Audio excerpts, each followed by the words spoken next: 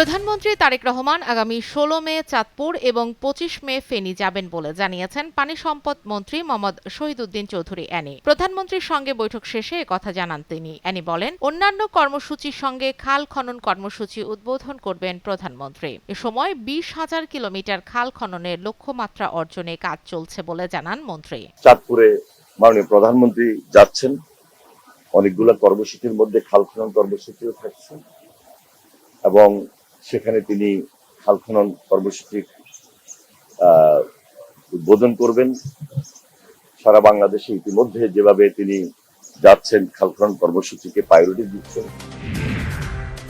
এবার নির্বাচিত সরকারের আমলে কোনো ধরনের চাঁদাবাজি হবে না বলে জানিয়েছেন স্থানীয় সরকার পল্লী উন্নয়ন ও সমবায় প্রতিমন্ত্রী মীর শাহে আলম। গাবতলী হাট পরিদর্শনে এসে প্রতিমন্ত্রী একথা জানান। সমবায় প্রতিমন্ত্রী বলেন, কোরবানির পশু আনা নেওয়ার সময় সড়কে চাঁদাবাজি রোধে কঠোর অবস্থানে থাকবে সরকার। রাস্তাঘাটে চাঁদাবাজির কোনো ঘটনা ঘটলে সঙ্গে সঙ্গে ব্যবস্থা নেওয়া হবে। নতুন করে যত্রতত্র কোনো হাট বসবে না, এ ব্যাপারে আইন শৃঙ্খলা বাহিনী এবং ২ সিটি কর্পোরেশন পদক্ষেপ গ্রহণ করবে।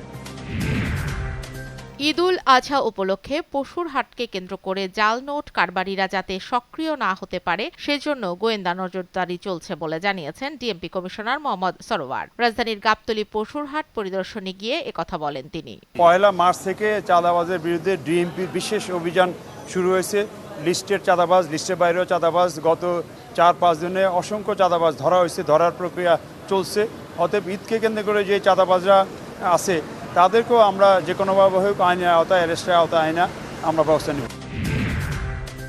নেত্রকোনার মদনে ১২ বছরের এক মাদ্রাসা শিক্ষার্থীকে ধর্ষণ ও অন্তঃসত্ত্বা করার মামলার প্রধান আসামি শিক্ষক মামুন মিয়াকে গ্রেফতার করেছে র্যাব ১৪। মদন থানার অফিসার ইনচার্জ তরিকুল ইসলাম জানান, ভোরে র্যাব ১৪ এর একটি আভিযানিক দল গৌরীপুর থেকে তাকে গ্রেফতার করে। আইনি প্রক্রিয়া শেষে দ্রুততম সময়ের মধ্যে তাকে আদালতে পাঠানো হবে।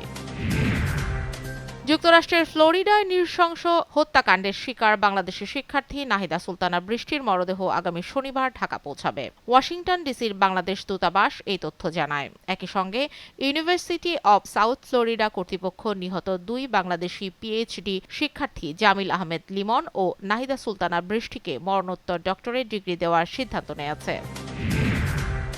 দেশের সব জেলা পর্যায়ে স্টেডিয়াম ও সুইমিং কমপ্লেক্স সংস্কারের মাধ্যমে আবারও সচল করার পরিকল্পনার কথা জানিয়েছেন যুব ও ক্রীড়া প্রতিমন্ত্রী আমিনুল হক। তিনি বলেছেন, দীর্ঘদিন ব্যবহার না হওয়া এবং অকার্যকারিতার কারণে এসব ক্রীড়া অবকাঠামোতে যে সংস্কার প্রয়োজন সরকার তা বাস্তবায়নের উদ্যোগ নিয়েছে। রাজধানীর ওসমানী স্মৃতি মিলনায়তনে ডিসি সম্মেলনের প্রেস ব্রিফিংয়ে এসব কথা বলেন যুব ও ক্রীড়া প্রতিমন্ত্রী।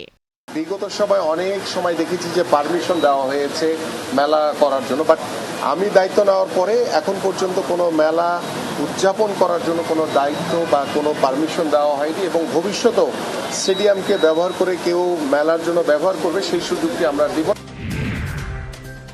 মার্কিন প্রেসিডেন্ট ডোনাল্ড ট্রাম্প সামাজিক যোগাযোগ মাধ্যমে জানিয়েছেন, প্রজেক্ট ফ্রিডম সাময়িকভাবে স্থগিত রাখার বিষয়ে উভয় পক্ষ একমত হয়েছে। তবে এ সময়ও ইরানের ওপর আরোপিত নৌ অবরোধ পুরোপুরি বহাল থাকবে। ট্রাম্প লিখেছেন, দুপক্ষ পরস্পর একমত হয়েছে যে অবরোধ পূর্ণ শক্তিতে কার্যকর থাকলেও প্রজেক্ট ফ্রিডম স্বল্প সময়ের জন্য স্থগিত থাকবে। তবে ট্রাম্পের এ বার্তার বিষয়ে বুধবার তেহরানের পক্ষ থেকে তাৎক্ষণিক কোনো প্রতিক্রিয়া পাওয়া যায়নি।